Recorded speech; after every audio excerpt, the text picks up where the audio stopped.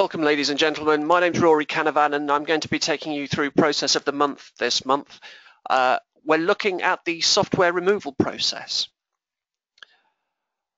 So for those that haven't tuned into the channel yet, or to the monthly podcast that we actually do, I'm just going to run through an agenda so you get an idea of what to expect over the next 10 or so minutes.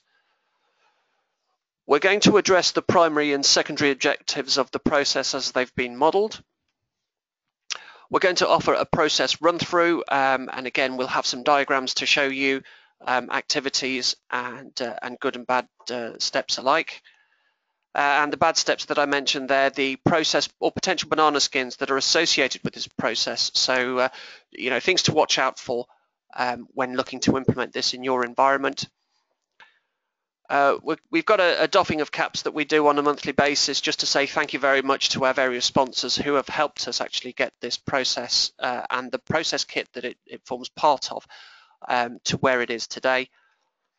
And then we're going to wrap up by looking at which process is coming up next month and also a few contact details there. So for our primary objective, because there is only one for this specific process, and that's to execute the removal of red software.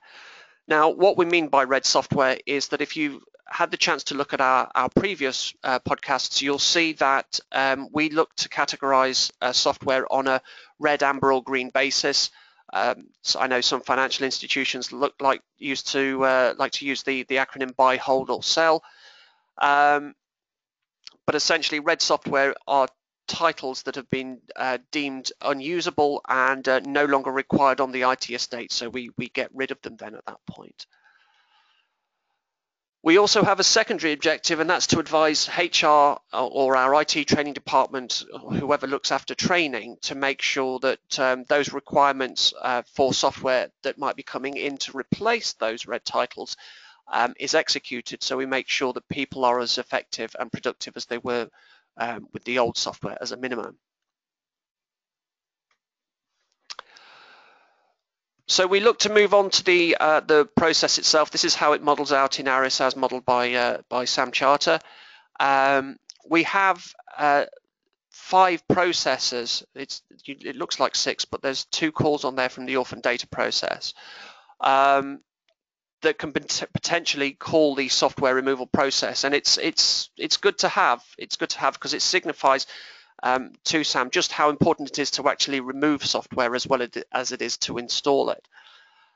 We have our asset use verification process, so it could be that either an installation of software or a device has changed state, and therefore that changes the state and license nature of that installation.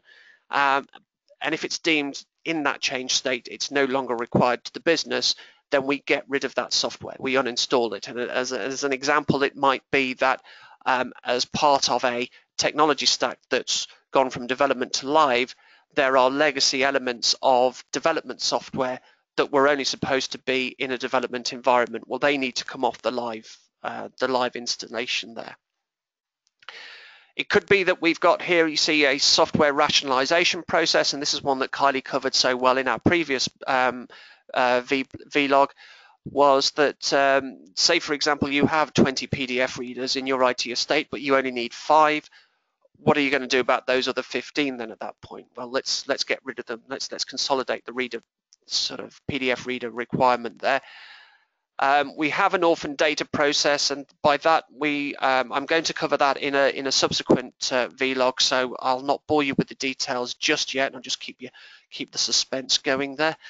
And we also have a hardware disposal process. This software removal process is nested within the hardware disposal process. If you're going to get rid of hardware, you need to make sure that actually you take the software off the devices. Just belt and braces really as much as anything, because the liability is on your organization should that software escape your IT estate then at that point.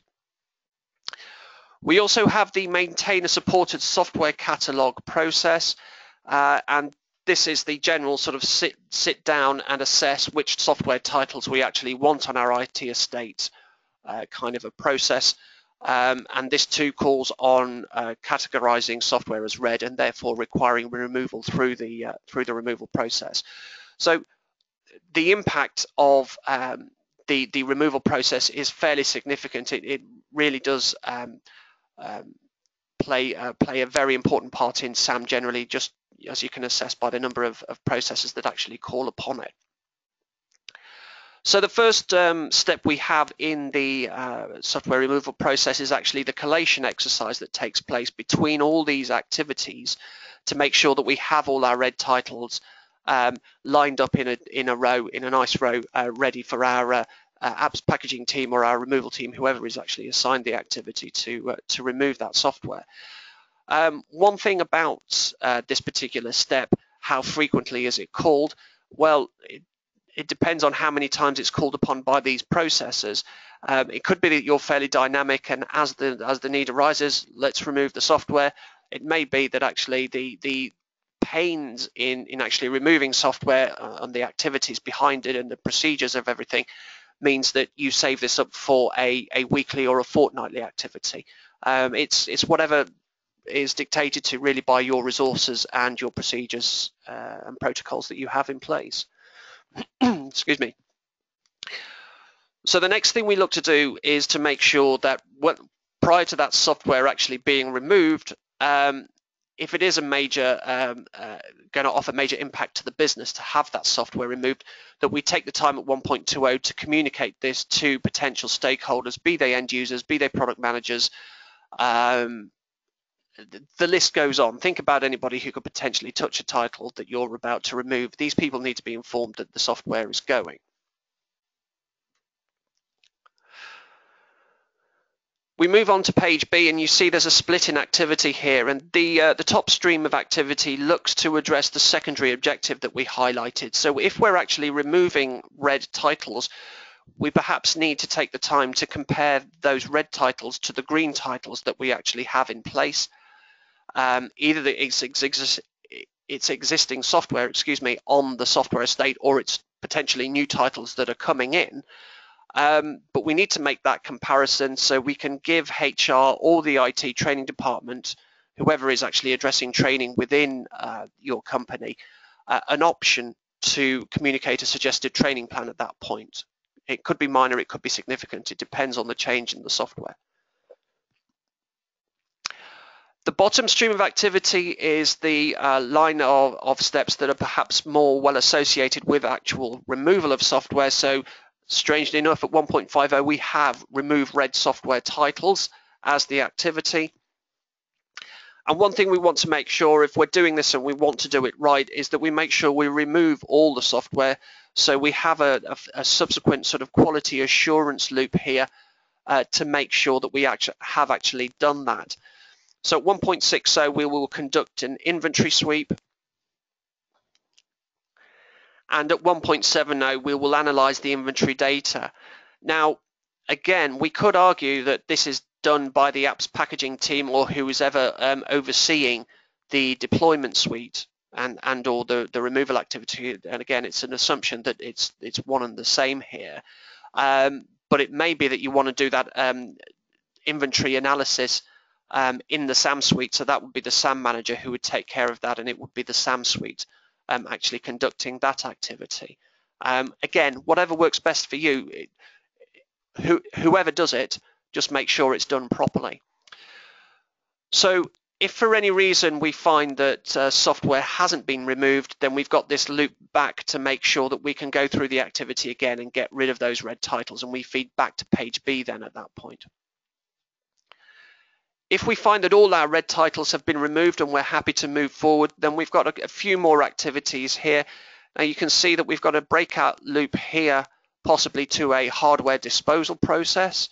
As I mentioned at the beginning of the presentation, our software removal process is nested within a hardware removal process, just to make sure that we do remove all software prior to a hardware device actually leaving the organization. We also have a step up here to refresh config management schemas. So if we have a red title that was part of a standard build, be it a laptop, be it a server, be it a desktop device, we want to make sure that we don't, on the one instance, get rid of those titles and then have another bit of the organization actually rolling out red titles as well. So those config schemas need refreshing to do that. And finally, we have an activity here to archive red title POE. Sorry, proof of entitlement, that's what that stands for there. We have in this model, as it's modeled, the config manager is keeping proof of entitlement in his CMDB. Obviously, there'll need to be some element or record of that entitlement being placed into the SAM suite too. So you might want to actually add SAM suite here and add SAM manager here as well.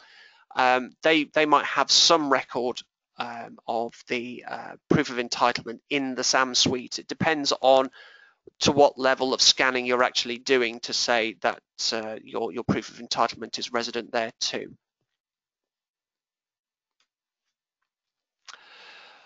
So some potential banana skins then. This process is never run. It's amazing how many organizations I go into who are all about making sure that they've got the licenses to match the installs, but never actually think to actually remove the software that they're no longer using. Don't forget, of course, you can find that you've got software installed, and if it just sits there and festers, you could be presented with bills for support and maintenance on software you're never using. And the contracts department will have no idea. They're none the wiser as far as they're concerned. The IT department is still using it, so yeah, we'd better pay that.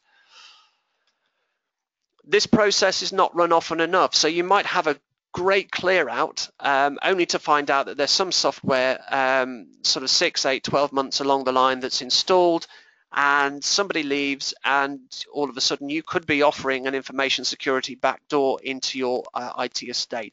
And again, in and of itself, that's not, you know, might not be a problem if they're a good egg who's gone on, but they could be borrowing in, taking sales data, taking customer data, or even worse, actually using it as a pipeline to put malware back into the organization. Finally, we have the assumption that users do not require any training on new titles. Please don't assume that. It's scary how much people forget when a color is changed, or a schema is changed, or a GUI is changed. 5 minutes explaining to them how a new bit of software works over an old bit of software can make the world of difference and keep the company productive. Much love to our sponsors at this point. I'd like to say thank you very much to Aspera, Flexera and Snow for helping us out in actually taking advertising in the SAM Charter Process Kit, and for their guidance and support over the years. And the same can be said of softwaremanagement.org, Kylie Fowler at ITAM Intelligence, and Medora Consulting. Thank you all very much. Not forgetting, of course, John Grubb at Software Advocates and the chaps at Licensing School, thank you so much, and Craig Garenti and his team at Palisade Compliance. And last but not least, a big thank you to Chris Goff and his team at Derived Logic. If what you've seen is of interest and you would like to investigate further how these processes and templates can actually help you embed good and best practice in your SAM activities, please take the time to go to the link below there, and you can actually buy your own kit then if you wish. Next month, we're looking at the software request process.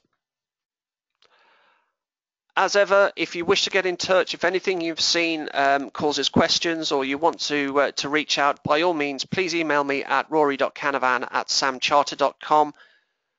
If you wish to, you can go to Twitter. I occasionally post SAM and non-SAM stuff actually on @StoryByRory. And as ever, I'm a huge advocate of LinkedIn and a very heavy user of that. So please reach out to me on my profile there. I'll happily connect with you. That leaves me to say thank you very much for your time, and do keep an eye out for the software request process next month. Thank you.